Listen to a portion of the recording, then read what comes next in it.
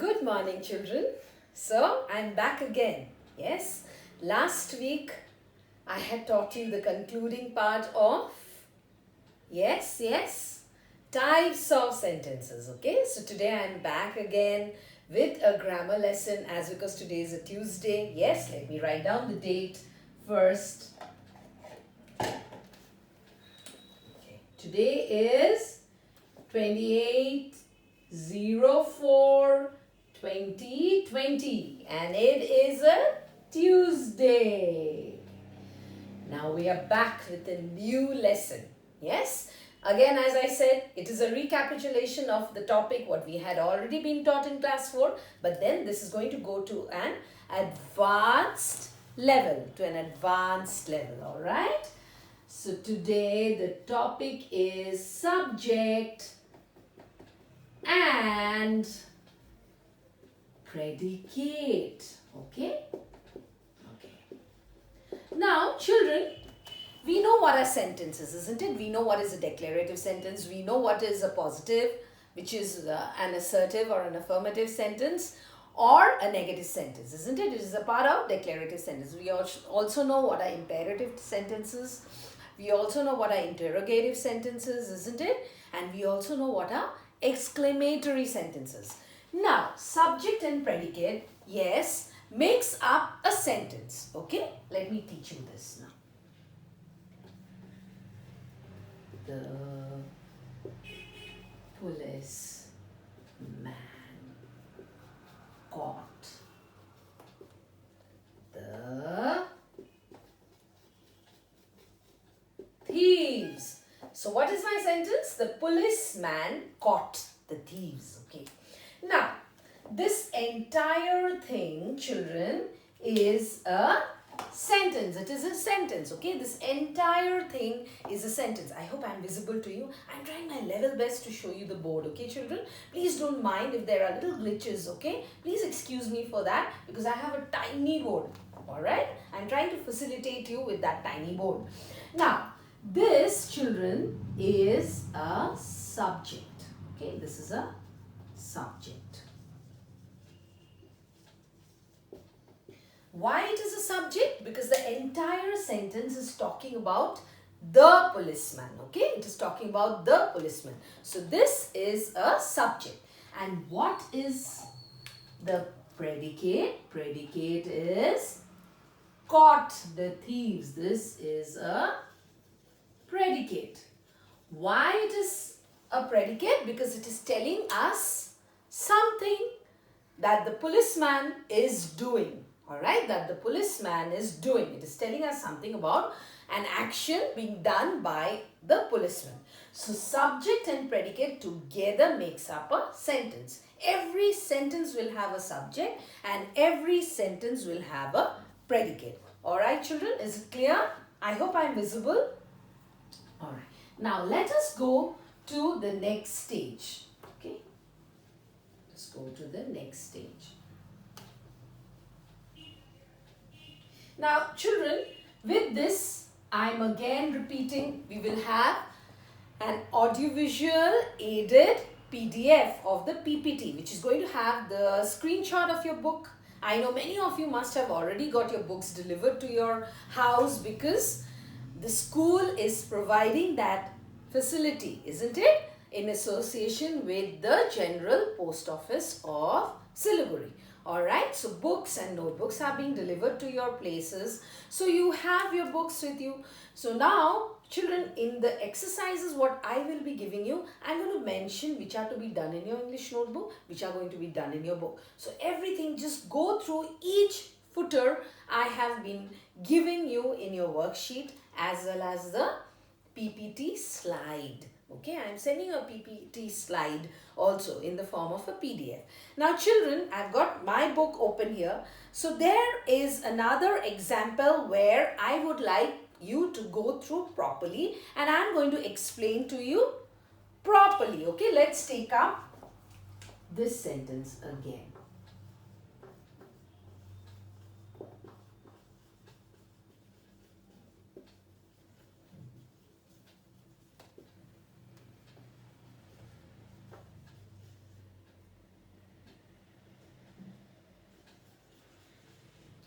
Now we know what is the subject here. So you will have an exercise wherein you will have to encircle the subject and underline the predicate. So you will have series of subject and predicate stated sentences, because every sentence has a subject, every sentence has a predicate. Subject and predicate together makes up a sentence. Okay.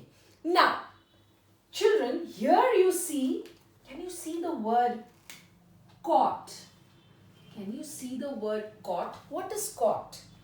Caught is an action word. So it is a verb. Okay? It is a verb.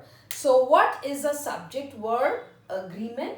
The subject verb agreement is the subject comes before the verb and then it is followed by the predicate.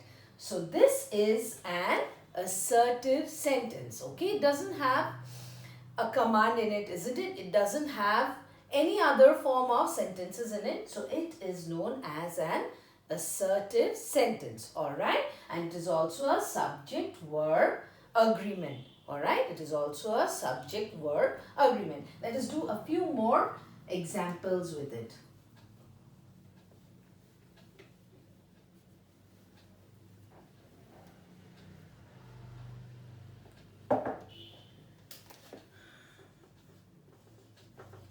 I ran after my pet dog. Yes, I had a dog, you know. It was an Apso. Whenever it used to get the chance, it used to slip out of the gate. And it used to slide under the gate. There used to be about, a one hand gap between the basement floor as well as the gate. Okay, I mean the floor as in the surface of the earth and the gate. So it used to slide through and I used to go running after it frantically. The entire bylane where I used to stay when I used to study in St. Joseph's Matikara. That's my school. Okay, so let's get back to the example again. I ran after my pet dog. So what is the subject here? The subject here is I. Who are we talking about? We are talking about I. Okay? And what is I doing? I ran after I's pet dog. Okay? So, ran is what again? Ran is the verb.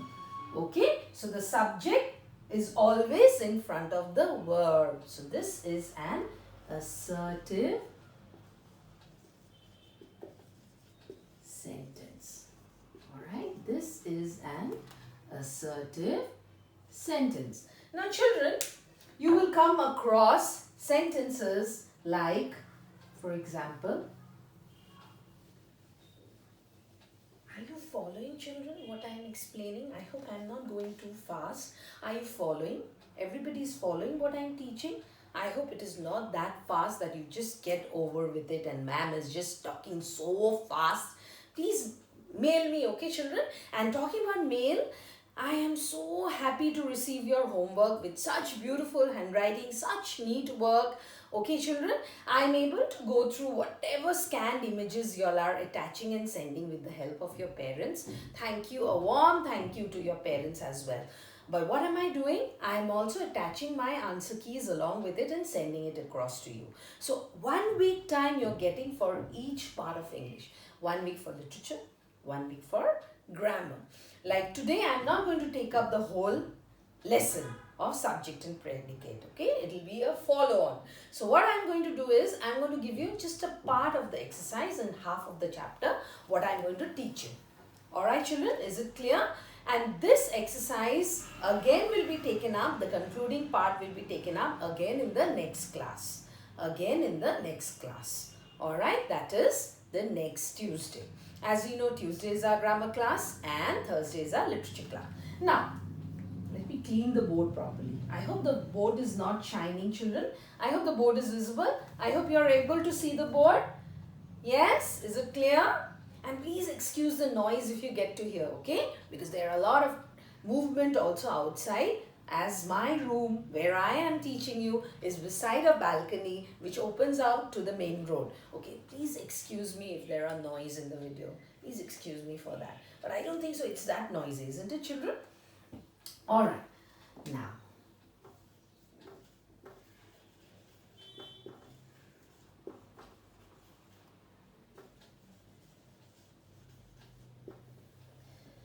Now, go out of the room. What is this? This is an imperative sentence. Why? Because it is a command. Isn't it? This is a command or an order. Isn't it? You're ordering somebody to leave the room. So, go out of the room. You will say, ma'am, where's the subject? Isn't it? We have the verb with the predicate here. But who is being asked to go out of the room? You. Isn't it? You are being asked to go out of the room. Okay. So, what becomes the subject? The subject is you. And what becomes the predicate? Go out of the room. And what is the verb here? The verb is go. Go, it's an action. Alright children, so there are many exercises which will be related to this particular topic again, wherein you will have to encircle the subject, underline the predicate, wherein you will have to complete the sentences, filling in with your predicate. Also you might have to write the other way around where predicate will be written and you will have to fill in with subject. So today's topic for the day is only till this much. The next day, the concluding part, I'm going to take you through the latter part of the chapter. Alright, latter part of the chapter. Fine? Is it clear? Everybody? Is it absolutely fine? I hope you all have understood. So let us quickly do a recap. What is a subject and a predicate? A sentence. First, let us begin from sentences. A sentence is a group of meaningful words. Now, those meaningful words is made up of a subject and also a predicate in it. What is a subject? About what the sentence is about. What is the sentence talking about or who the sentence is talking about. So, who becomes the subject or what becomes the subject and what action is taking place. Okay, that becomes the predicate. Now, there might be another type of sentence. Let me just explain.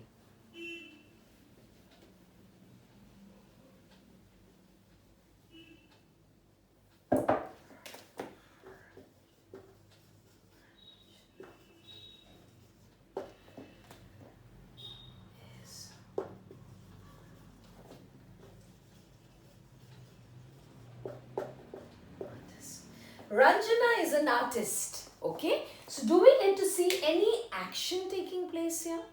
No. So, the sentence is talking about what is Ranjana. It is talking about the character of Ranjana. The characteristic, it means the kind. What is the role of Anjana in the sense, what is Ranjana? It is portraying. So, what is Ranjana? Ranjana is an artist. So, again, your subject becomes Ranjana and is an artist becomes predicate. Right you are. Yes? Give me a high five. So children, we are going to end till here. Alright? We are going to end till here. This is what our topic is about for today. And the later part of the sentences will be a little bit complex. Okay? This is just a recap of what we had done in class 4. Isn't it? It is similar. So the exercises also related to that will be similar. Now coming back to homework children, you will see some homeworks are to be done, again I repeat, in the English notebook and some are to be done in your book. So kindly follow that. And also secondly, you will not copy the questions. Okay, in literature you have to copy the questions, whereas in grammar you will just write the answer.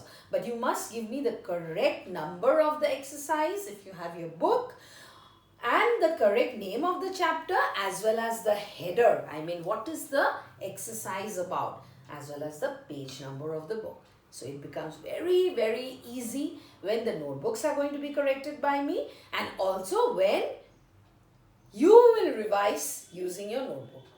Alright children, is it clear everybody? So can I take your permission? May I leave?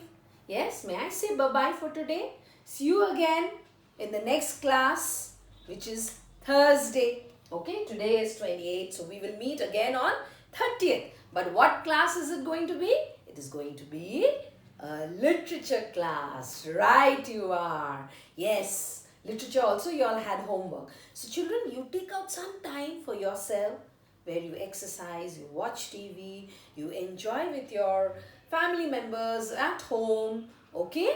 And also take out at least 3 hours in the evening and maybe 2.5 hours to 3 hours in the morning for your studies. Okay, minimum 5 to 6 hours of study has to be there, children, has to be there. Otherwise, when we start off with our school, you will forget everything. And grammar is something which has to be practiced every day, children.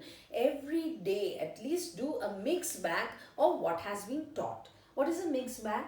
You see chocolates for Diwali and all, when you all get chocolates, or maybe a chocolate accessory bag wherein different kinds of chocolates are there, isn't it? It is just not dairy milk, or it is just not bourbon. So what do? You have eclairs also, you have James also, you have Cadbury dairy milk also. So your grammar is going to be a mixed bag. How can you do that? See, we have done sentences, we have done types of sentences, and we have done part of subject and predicate. So what you're going to do is you're going to quickly pick up 2 to 3 exercises from each chapter, okay, and quickly do that. So that is called a mixed bag practice. So without much delay, I would say bye bye, see you again, take care and stay safe. Bye.